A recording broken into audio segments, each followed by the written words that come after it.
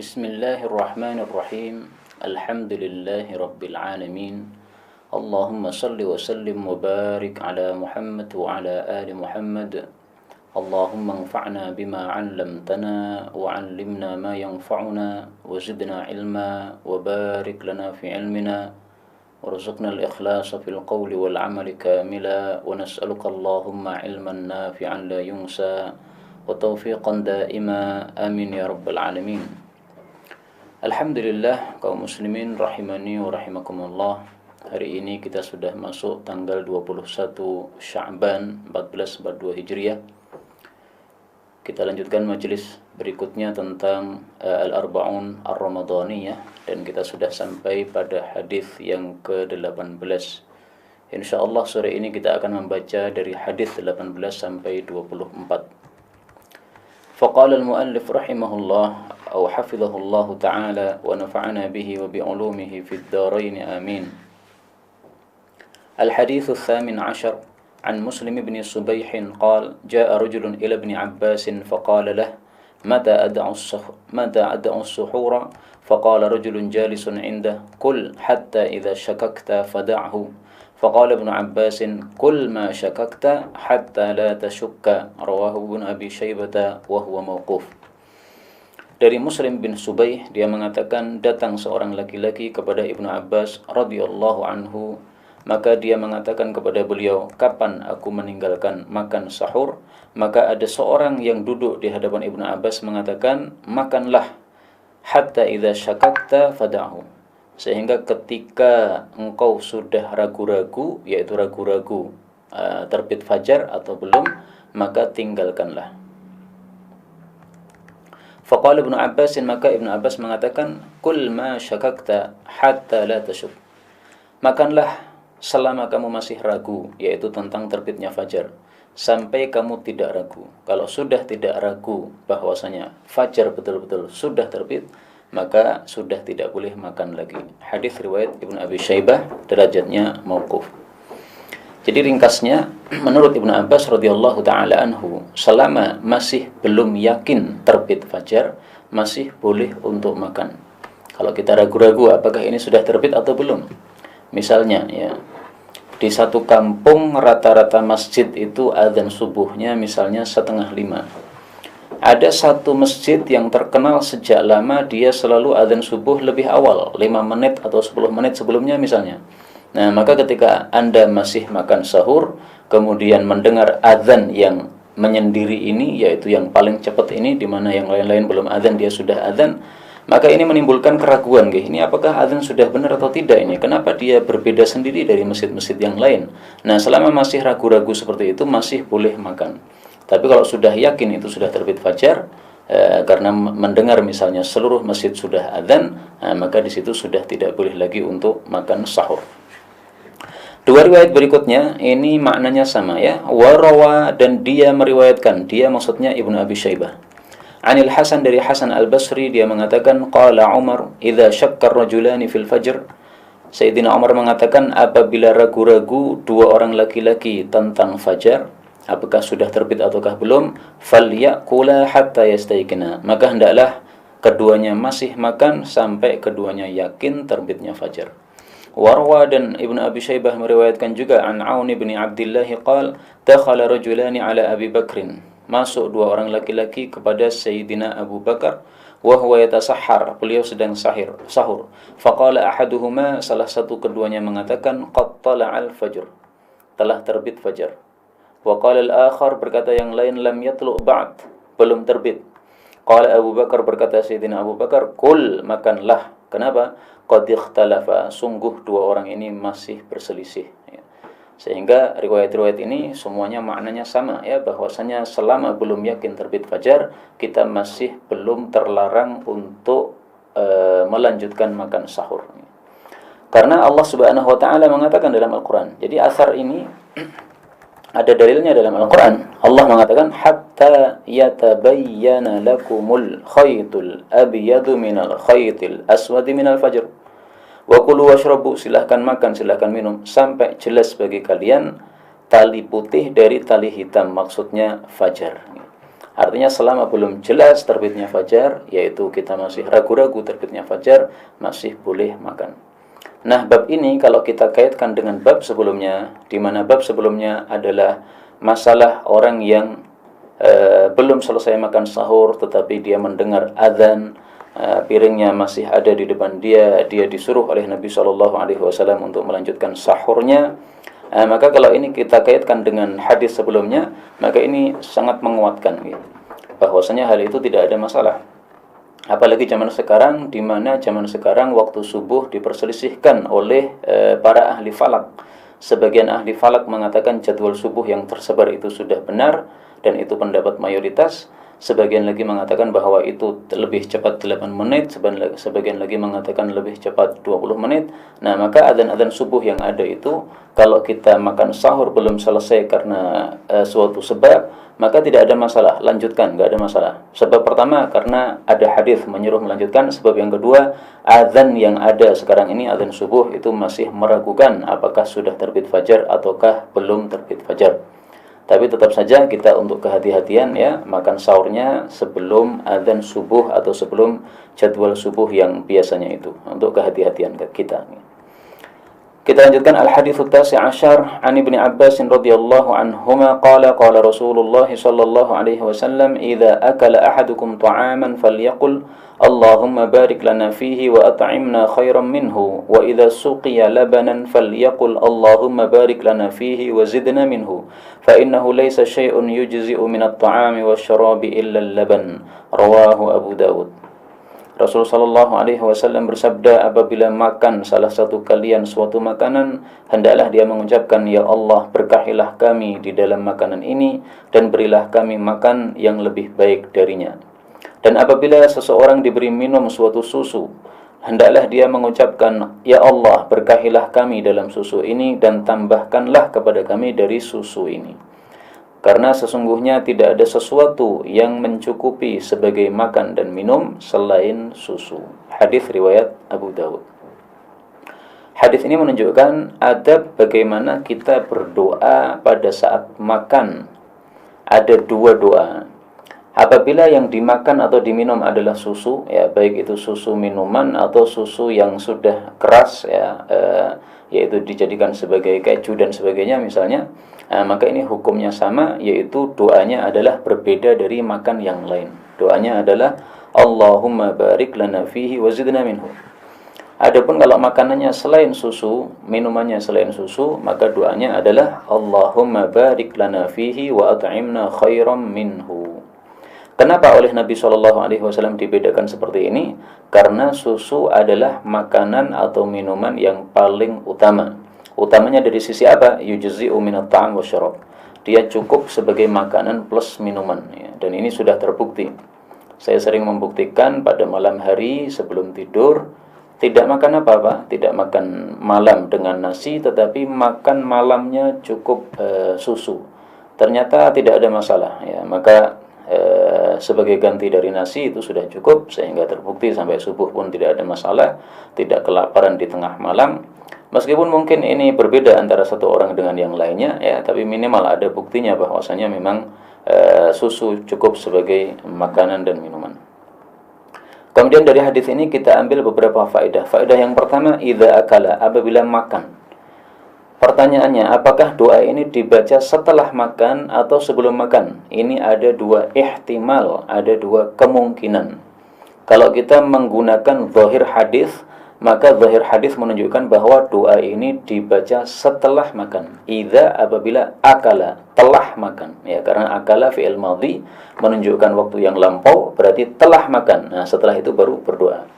Tapi ada ihtimal juga bahwa yang dimaksud oleh Nabi adalah idza arada ayyakul, apabila seseorang hendak makan, dan itu biasa kalimat seperti ini dimaknai dengan seperti itu.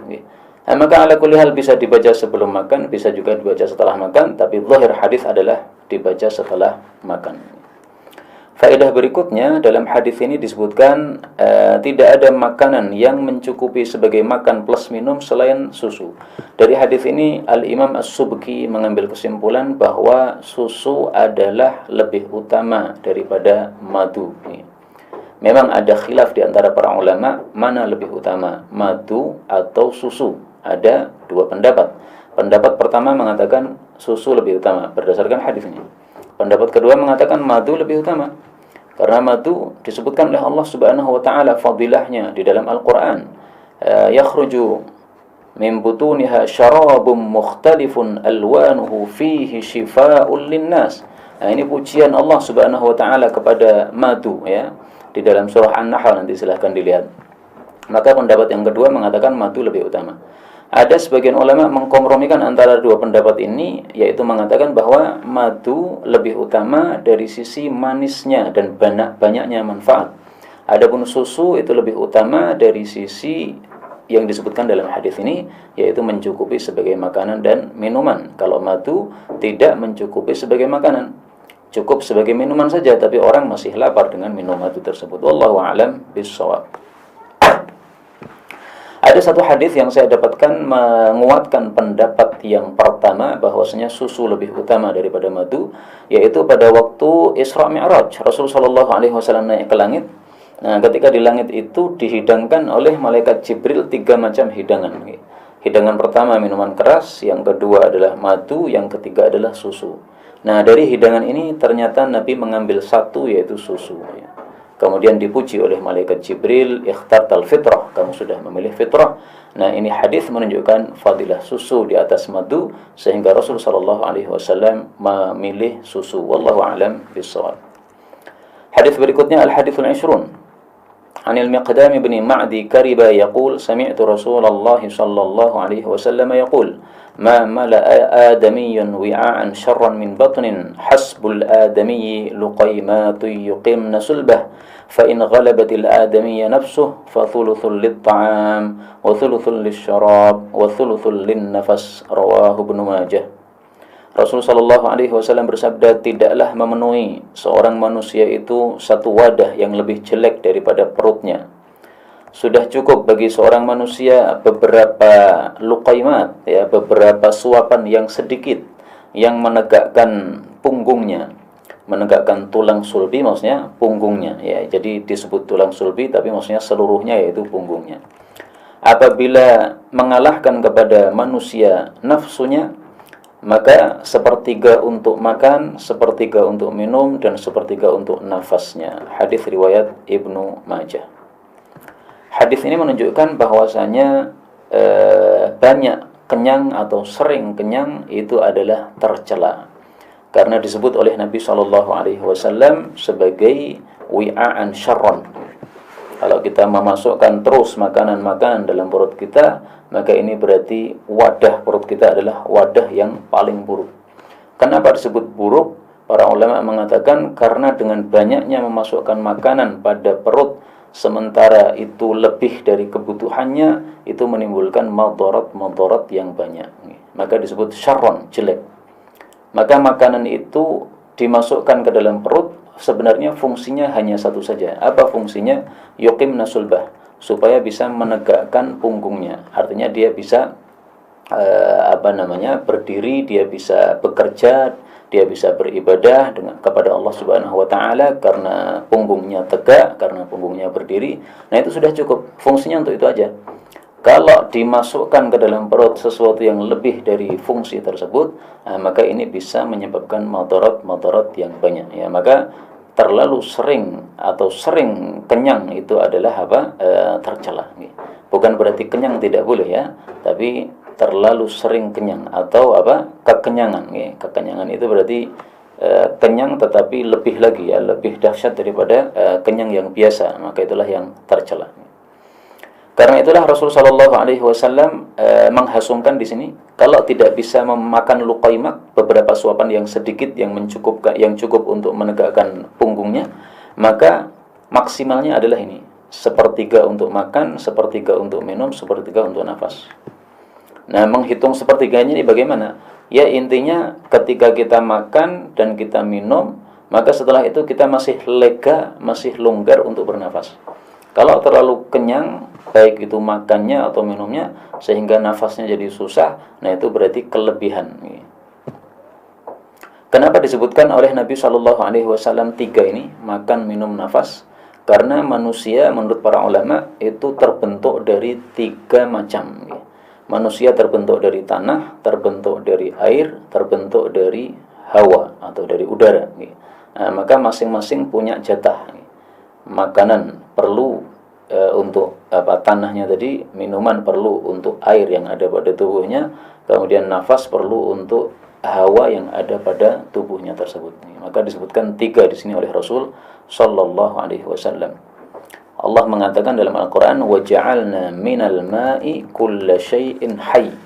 Dan kami ciptakan dari air segala makhluk hidup.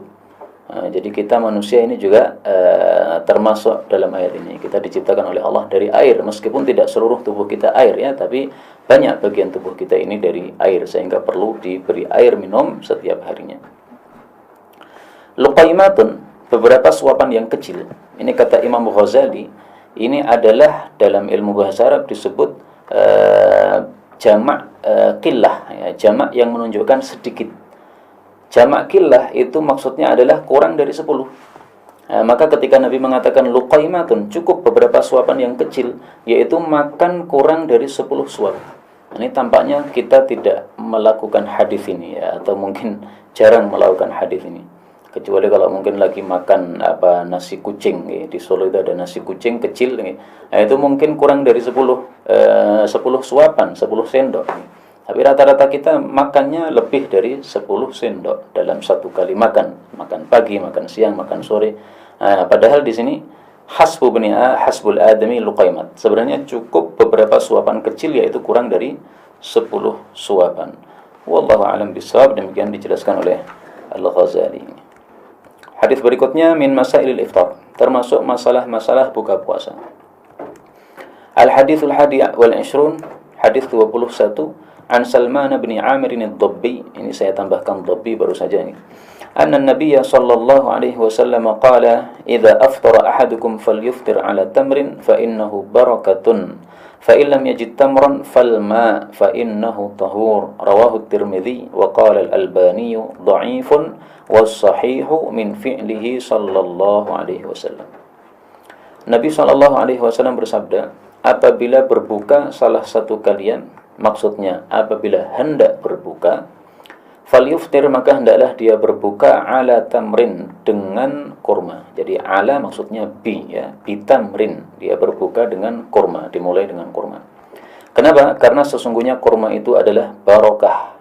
Apabila dia tidak mendapati kurma, maka air, maksudnya air putih, atau disebut oleh orang Arab ma'ul qarah. Ma'ul qarah itu air putih yang belum dicampur dengan apapun juga ya. Maka termasuk ini adalah ma'ul qarah. Ini air putih. Ini yang digunakan untuk awal buka puasa. Kenapa? Fa innahu tahur, karena air putih itu bersifat mensucikan. Hadis riwayat Tirmidzi. Kata Syekh Albani, hadis ini dhaif. Yang sahih adalah dari perbuatan Nabi sallallahu alaihi wasallam. Jadi menurut Syekh Albani, hadis ini kan diriwayatkan 2 macam ya. Ada berupa sabda Nabi, ada berupa perbuatan Nabi. Nah, kata Syekh Albani, yang sahih adalah yang berupa perbuatan Nabi. Bahwasanya Nabi itu kalau berbuka puasa memulainya dengan kurma. Kalau tidak ada kurma, maka beliau memulainya dengan air putih sebagai gantinya. Dari hadis ini kita ambil faedah bahwasanya orang yang buka puasa hendaklah dia memulai buka puasanya dengan kurma. Berbeda dengan sahur ya. Kalau sahur itu kita disuruh makan kurma bebas. Tidak ada aturan dari Nabi apakah kurmanya di awal, apakah kurmanya di tengah, atau kurmanya di akhir. Yang penting sahur kita makan kurma. Tapi untuk buka puasa ini diatur oleh Nabi SAW, yaitu kurmanya adalah sebelum makan. Kalau orang-orang Indonesia mengatakan gedang digeget bubar madang, nah, ini terbalik ya, bukan bubar madang, digeget sebelum madang ya. Jadi pisang itu dimakan sebelum makan nasi. Itulah aturan dalam buka puasa ini. Sebelum makan besar, yaitu makan makan nasi, maka dimulai dengan kurma yang merupakan buah ya, dimulai dengan kurma terlebih dahulu. Dan ini sebagaimana sesuai dengan apa yang disebutkan oleh Allah Subhanahu wa taala di dalam Al-Qur'an, bahwa kita memulai dengan buah dulu. Pada surah Al-Waqiah ayat 19 ayat 20 dan 21, Allah mengatakan wa fakihatin mimma yatakhayyarun wa lahmi tayrin mimma yashtahun. dan buah-buahan dari apa yang mereka pilih, dan daging burung dari apa yang mereka inginkan. Nah, daging burung ini makan besar, buah-buahan ini makan kecil sebagai pendahulunya. Maka urutannya buah dulu baru makan besar. Bukan seperti sebagian orang Jawa ya, makan besar dulu baru kemudian buah di akhir. Enggak, buahnya malah di awal. Dan ternyata kata ahli gizi yang sesuai dengan aturan gizi seperti itu ya, buahnya di awal bukan di akhir. Ini mengingatkan kepada saya pertanyaan guru saya, Ustadz Mu'in rahimahullah. Beliau pada waktu itu saya itikaf di masjid beliau bersama teman saya Ustadz Hafid, waktu itu 2 orang itikaf. Nah, ketika beliau menghidangkan kepada kami makanan untuk sahur, beliau bertanya, ini ada buah, ini ada nasi, mana dulu, buah dulu atau nasi dulu? Maka saya mengatakan wallahu a'lam, saya enggak tahu ilmunya waktu itu. Maka beliau membacakan ayat ini, wa faqihatin mimma yatakhayyarun wa lahmi tayrin mimma yashtahun. Kemudian beliau makan buah, kami pun makan buah bersama beliau rahimahullahu taala. Kemudian dari hadis ini kita ambil beberapa faedah. Faedah yang pertama, kata-kata falyuftir ala tamrin, hendaklah memulai buka puasa dengan kurma. Ini kurma ini adalah muradun. Ini memang dimaksud oleh Nabi SAW, bukan buah-buahan yang lain. Sehingga salah kalau sebagian orang mengatakan bahwa buka puasa itu dimulai dengan sesuatu yang manis. Tidak benar. Jadi tidak benar orang Indonesia yang mengatakan, atau sebagian mereka yang mengatakan buka puasa dimulai dengan kolak. Ya, kolak kan manis. Ini tidak benar.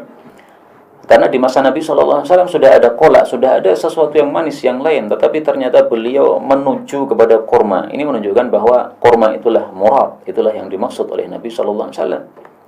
Tidak benar juga orang yang mengatakan bahwa buka puasa hendaklah dimulai dengan buah-buahan, karena kurma adalah buah.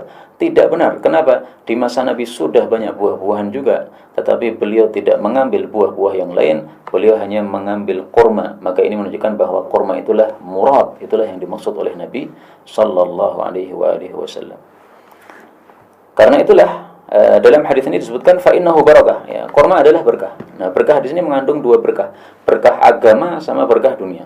Berkah agama dari sisi pahala. Para ulama mengatakan yang dimaksud berkah adalah kalau kita memakan buah kurma pada awal kita buka puasa, pahalanya lebih besar. Nah, di sini berkah agama.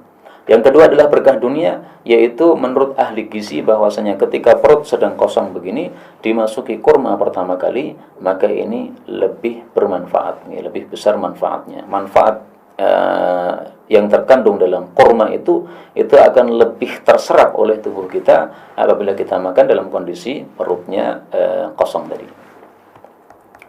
Kemudian dari hadis ini kita ambil pelajaran juga bahwa kalau tidak ada kurma maka penggantinya adalah falma, air putih.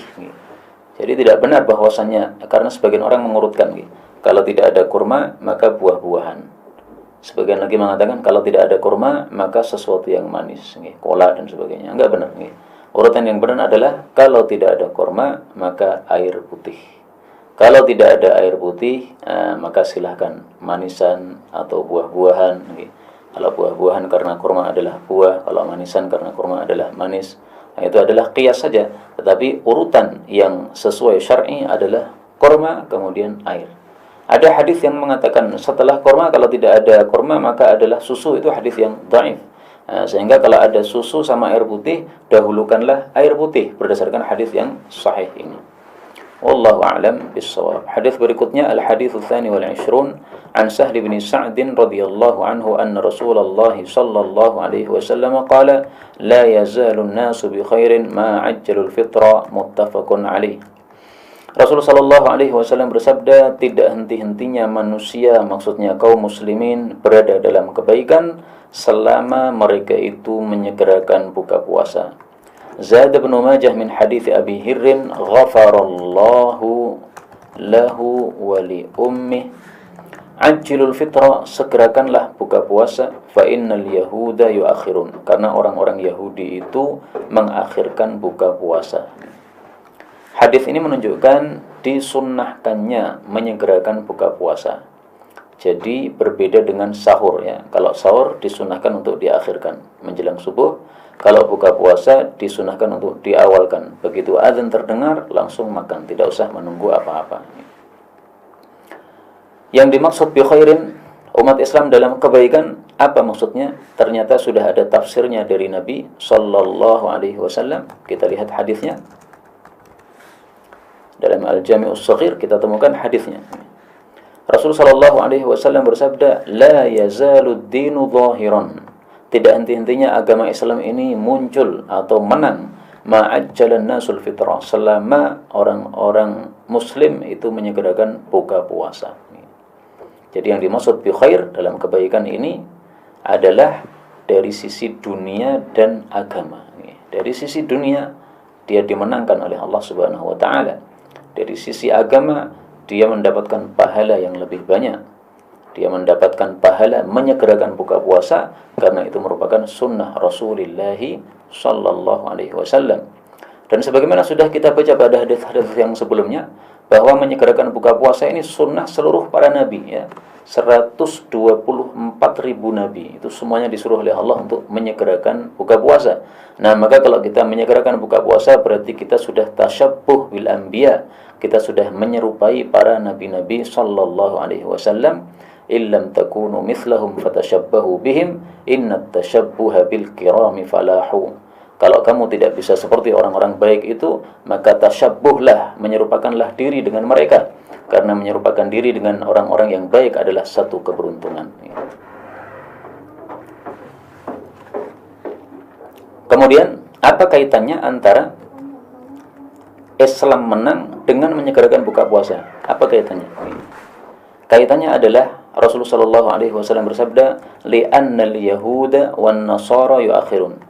Karena orang-orang Yahudi dan Nasrani itu mengakhirkan buka puasa. Jadi, kenapa menyegerakan buka puasa menyebabkan agama Islam jadi menang, umat Islam dimenangkan oleh Allah? Karena umat Islam menyelisih orang-orang kafir. Dengan kata lain, umat Islam bakal kalah apabila umat Islam banyak menyerupai orang-orang kafir. Karena itu sekarang ini kenapa umat Islam kalah? Kenapa umat Islam rendah? Kenapa mereka orang-orang kafir mengangkangi umat Islam? Yahudi mencaplok misalnya Palestina dan sebagainya. Ini karena umat Islam belum memenuhi syarat untuk mendapatkan pertolongan Allah Subhanahu wa taala. Umat Islam masih sering bertengkar antar mereka. Ini menyebabkan tidak turun pertolongan Allah Subhanahu wa taala. Demikian juga umat Islam banyak menyerupai orang-orang kafir. Pada waktu hari Natal misalnya, mereka malah ramai-ramai masuk ke gereja, kemudian mengucapkan selamat Natal, kemudian juga memasang lampu-lampu kerlap-kerlip Natal. Nah, ini semuanya adalah tasyabbuh terhadap orang-orang kafir yang semestinya dihindari oleh umat Islam. Kalau mereka tidak menghindarinya, maka ini menyebabkan kekalahan umat Islam berdasarkan hadis Nabi sallallahu alaihi wasallam ini, ya. Karena itulah kita ingat-ingat sabda Nabi sallallahu alaihi wasallam, "Laisa minna man tashabbaha bi ghairina." Tidak termasuk dari kami umat Islam man tashabbaha bi ghairina, orang-orang yang tasyabbuh terhadap non-muslim. La tashabbahu bil yahud wala bin nasara, jangan menyerupai Yahudi Nasrani. Fa inna taslimal yahud al-isyarah bil asabi, salamnya Yahudi itu adalah isyarat dengan jari, wa tasliman nasara al-isyarah bil akuf, salamnya Nasrani itu isyarat dengan telapak tangan, ya, dada. Nah, itu adalah salamnya Nasrani, jangan diikuti. Anak kecil diajari dada, ini tidak benar, ya. Kecuali kalau melambaikan tangan dengan salam, enggak ada masalah. Rasulullah pernah melewati masjid, di situ ada para jamaah wanita, beliau mengatakan assalamualaikum sambil melambaikan tangan, enggak ada masalah. Tetapi kalau hanya melambaikan tangan tanpa ucapan salam, ya, apalagi dengan ucapan dada misalnya dan sebagainya, itulah menyerupai Nasrani, jangan dilakukan. Hadis riwayat Tirmidzi, derajatnya hasan. Faedah terakhir dari hadis ini adalah dalam kalimat riwayat Ibnu Majah tadi disebutkan fa innal yahud yuakhirun, orang-orang Yahudi mengakhirkan buka puasa. Nah, ternyata dalam riwayat yang diriwayatkan oleh Imam Tirmidzi itu yang dalam riwayat yang lain, ya, al-yahud wan nasara, riwayat Abu Dawud, bahwa Yahudi dan Nasrani. Jadi dua-duanya mengakhirkan buka puasa, tidak hanya Yahudi saja, Nasrani juga. Nah, kalau di tubuh umat Islam, maka yang mengakhirkan buka puasa sekarang ini itu adalah faktanya ahli bid'ah, yaitu orang-orang Syiah. Karena orang-orang Syiah yang sesat, mereka mengatakan bahwa buka puasa itu menunggu gelapnya suasana atau gelapnya langit. Nah, kita Ahlus Sunnah tidak, ya. begitu matahari tenggelam, kata Nabi SAW, faqad aftar shaim, itu sudah masuk waktu buka puasa, tidak perlu menunggu gelap nih. Hadis berikutnya, al-haditsu tsalits wal 'ishrun an Anas radhiyallahu anhu qala kana sallallahu alaihi wasallam la yusalli al-maghriba hatta yuftira walau ala syarbatin minal ma. Rawahu al-Hakim wal Baihaqi fi Syu'abil Iman. Adalah Nabi sallallahu alaihi wasallam biasanya tidak salat maghrib sampai berbuka puasa meskipun hanya dengan seteguk dari air. Hadis riwayat Hakim dan Baihaqi dalam Syu'abul Iman. Hadis ini menunjukkan bahwa hendaklah buka puasa betul-betul didahulukan, jangan mengakhirkan. Mengakhirkan buka puasa hukumnya ada dua. Ada yang tercela, ada yang tidak. Yang tercela adalah apabila dia menganggap bahwasanya menyegerakan buka puasa itu adalah terlarang atau buruk. Atau dengan kata lain, apabila dia meyakini bahwasanya mengakhirkan buka puasa itu adalah wajib atau sunnah, nah itu yang tercela. Tetapi kalau mengakhirkan buka puasa bukan sebab itu, maka ini tidak tercela. Misalnya seseorang ya dalam perjalanan pulang ke rumahnya, diperkirakan sampai rumah sebelum buka puasa, sebelum azan maghrib. Tapi ternyata karena jalanan macet sehingga sampai rumah belum sampai rumah sudah azan maghrib. Nah, maka ketika dia mendengar azan maghrib dalam posisi naik motor ini, apakah dia harus turun dulu kemudian cari minum dulu untuk membatalkan puasanya? Tidak harus begitu. Boleh dia lanjutkan perjalanannya. Dia mengatakan ini sudah sebentar lagi sampai rumah, ya kira-kira 5 menit setelah azan maghrib sampai rumah, maka tidak ada masalah dia lanjutkan perjalanannya. 5 menit sampai rumah baru kemudian dia membatalkan puasanya dengan makan atau minum, ya, maka itu tidak ada masalah karena dia mengakhirkannya bukan karena meyakini bahwasanya mengakhirkan itu wajib atau sunnah. Adapun kalau meyakini itu wajib atau sunnah, itulah yang tercela sebagaimana yang dilakukan oleh orang-orang Syiah yang saya sebutkan tadi. Untuk masalah tadi, masalah orang Syiah kenapa mengakhirkan buka puasa, itu mereka berdalil dengan kalam Allah Subhanahu wa taala, "Tsumma atimmus shiyama ilal lail." Kemudian sempurnakanlah puasa sampai malam. Kata mereka, malam itu adalah ketika gelap. Kalau masih terang itu kan siang. Berarti buka puasa itu dilakukan ketika sudah gelap. Maka kita jawab, definisi malam seperti itu tidak benar. Malam itu definisinya adalah ketika matahari tenggelam, itu malam. Ketika matahari terbit, itu siang. Tidak peduli apakah gelap ataukah terang. Misalnya, ketika ada gerhana matahari total, kan gelap gulita itu. Nah, itu bukan malam, itu adalah siang. Kenapa? Matahari sudah terbit. Adapun gelap, nggak ada masalah. Gelap bukan malam. Malam itu bukan gelap. Malam itu adalah tenggelamnya matahari. Dalilnya apa? Mari kita lihat dalilnya. Dalam Al-Quran ada. Antum baca surah Asy-Syams ayat yang keempat. Allah mengatakan, wal-laili, demi malam, idza, apabila yaghshaha, menutupi matahari. Ayat sebelumnya, wan-nahari, demi siang, idza jallaha, apabila menampakkan matahari. Jadi definisi malam adalah apa? Idza yaghshaha, apabila malam itu menutupi matahari. Jadi begitu matahari tenggelam, ini sudah lail, ini sudah malam. Karena itulah salah penafsiran orang-orang Syiah yang mengatakan bahwa al-lail adalah gelap gulita. Selain penafsirannya salah, tidak sesuai dengan surah Asy-Syams ayat 4 ini, juga tidak sesuai dengan sunnah baginda Rasulullah sallallahu alaihi wasallam. Hadis yang kita baca pada hari ini sampai 24 ya. 24 atau 25. Al-hadits ar-rabi' wal 'ishrun an Zaid bin Khalid al-Juhani radhiyallahu anhu qala qala Rasulullah sallallahu alaihi wasallam, man fattara sha'ima, barang siapa yang memberikan buka puasa kepada orang puasa, kana lahu mithlu ajri, dia mendapatkan semisal pahalanya. Ghaira annahu, hanya saja, la yanqusu, dia tidak mengurangi, min ajri shaim, dari pahalanya orang yang berpuasa, syai'an, sedikit pun. Hadis diriwayatkan oleh Tirmizi dan disahihkan oleh beliau.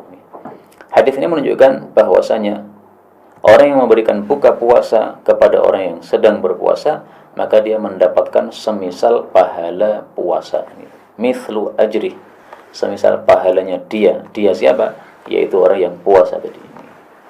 Karena itu, kalau kita bukan termasuk orang-orang yang ahli puasa sunnah, maka supaya kita mendapatkan pahala puasa juga adalah kita memberikan makanan kepada orang yang kita ketahui puasa sunnah. Sehingga kita kirimkan satu bungkus nasi misalnya, maka dia makan dengan satu bungkus nasi tadi, maka kita mendapatkan pahala puasa tersebut tanpa mengurangi pahalanya orang yang berpuasa. Dan dari hadis ini kita ambil pelajaran bahwasanya, pelajaran secara umum ya, bahwasanya apa? Siapapun yang ikut andil dalam suatu amal kebajikan, maka dia mendapatkan pahalanya juga. Ada orang ikut andil dalam pembangunan masjid ya. Apa andilnya? Dia kirim satu saksmen saja, karena kemampuannya cuma itu, dia bukan orang kaya. Maka dia sudah termasuk orang-orang yang membangun masjid. Dia mendapatkan fadilah membangun masjid yang disebutkan dalam hadis-hadis Nabi sallallahu alaihi wasallam. Jadi fadilah membangun masjid itu tidak hanya orang yang wakaf tanah masjid, yang kemudian mengeluarkan seluruh dana untuk membangun masjid tersebut. Tidak. Siapapun yang ikut dalam pembangunan tersebut ya, dalam rangka untuk mencari pahala dari Allah Subhanahu wa taala, maka dia mendapatkan pahalanya. Termasuk tukangnya apabila dia ingin mencari pahala dari situ. Karena sebagian tukang ketika membangun masjid dia mengatakan, bulan ini saya tidak mengambil bagian saya. Kenapa Pak? Ini saya pengen sebagai andil saya dalam bangun masjid ini. Maka dalam satu bulan itu dia tidak ambil upahnya, atau dalam satu pekan itu dia tidak ambil upahnya. Kenapa? Karena dia pengen dapat pahalanya. Maka dia termasuk orang-orang yang membangun masjid tersebut. Kita dapatkan hadis ini dalam riwayat yang lain. Kalimatnya lebih lengkap, yaitu Nabi SAW tidak hanya menyebut orang yang buka puasa, tapi juga menyebut juga orang yang menyiapkan pasukan perang. Man fattara sha'iman, barang siapa yang memberikan buka puasa kepada orang puasa, au jahhaza ghaziyan, atau menyiapkan kepada orang yang berperang, falahu mithlu ajrih, maka dia mendapatkan semisal pahalanya orang tersebut ya, pahalanya orang yang berperang atau pahalanya orang yang puasa tadi. Hadis riwayat Baihaqi dari Zaid bin Khalid, derajatnya sahih. Kalau tadi Zaid bin Khalid Al-Juhani sama juga ya, tapi ini yang riwayat Tirmidzi. Jadi riwayat Tirmidzi lebih ringkas, hanya menyebutkan fattar, orang-orang yang memberikan buka puasa. Adapun riwayat Baihaqi ini lebih lengkap, yaitu ada tambahan jahaza ghaziyan. Karena itu, kalau ada orang yang bukan ahli perang, dia ingin mendapatkan pahala perang, gimana caranya?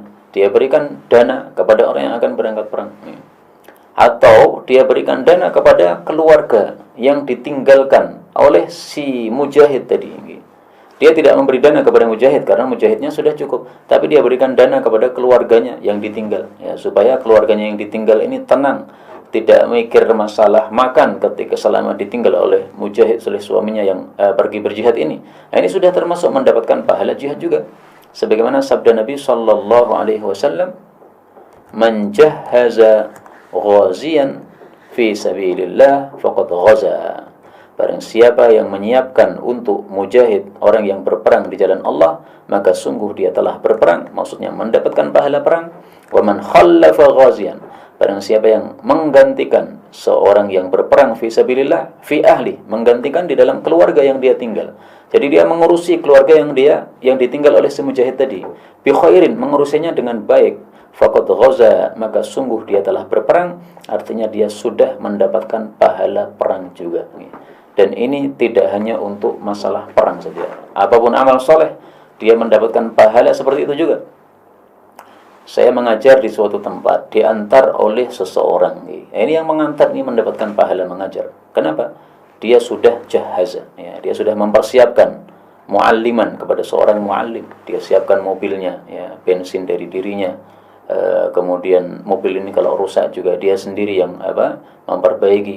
Ini mendapatkan pahala dari Allah Subhanahu wa taala. Mungkin ada orang yang mengatakan, "Wah, kalau saya mengantar saya tidak punya kesempatan." Tidak harus Anda yang mengantar. Anda wakaf mobil untuk para ustaz, sehingga mobil ini jadi mobil wakaf untuk pengajian, di mana-mana para ustaz mengajar dipersilahkan pakai mobil tersebut. Anda santai-santai di rumah, pahala mengajar para ustaz sudah antum dapat. Maka pahala mengajarkan agama ini tidak hanya bisa didapatkan oleh orang-orang yang punya ilmu, tapi demikian juga bisa didapatkan oleh orang-orang yang jahaza, orang yang menyiapkan, orang yang memberikan fasilitas kepada mereka sehingga mereka bisa melakukan dakwahnya secara nyaman, secara lancar. Itu semuanya mendapatkan pahala yang sama, karena Rasul sallallahu alaihi wasallam di sini mengatakan faqad ghaza, dia sungguh telah berperang, artinya sudah mendapatkan pahala perang tersebut. Wallahu a'lam bishawab. Inilah yang dapat saya sampaikan, benarnya dari Allah Subhanahu wa taala, dan apabila ada salahnya fa astaghfirullahal azim li wa lakum. Insyaallah pada waktu yang lain kita sambung pada hadis 25 dan seterusnya. Adapun sisa waktu ini bebas ya, apakah mau digunakan untuk mendengarkan pertanyaan, jawaban bagi pertanyaan-pertanyaan yang ada, atau untuk meninggalkan tempat, saya persilahkan. Sudah ada pertanyaan? Baik. Pertanyaan yang pertama, bagaimana hukum ketika membaca surah di salat tarawih sambil membaca mushaf Al-Quran? Ini sudah kita jawab kemarin. Kalau salatnya salat sunnah tidak ada masalah, tapi kalau salat wajib jangan dilakukan. Berikutnya juga sudah itu. Orang yang jima dengan sengaja itu sudah itu.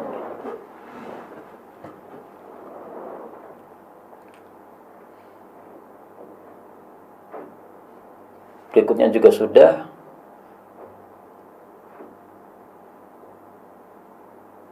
Nah, baik. Pada hadis kelima menerangkan bahwa umrah pada waktu Ramadan sama dengan haji. Ini sudah ini. Sudah. MLM sudah. Khairu minan naum sudah.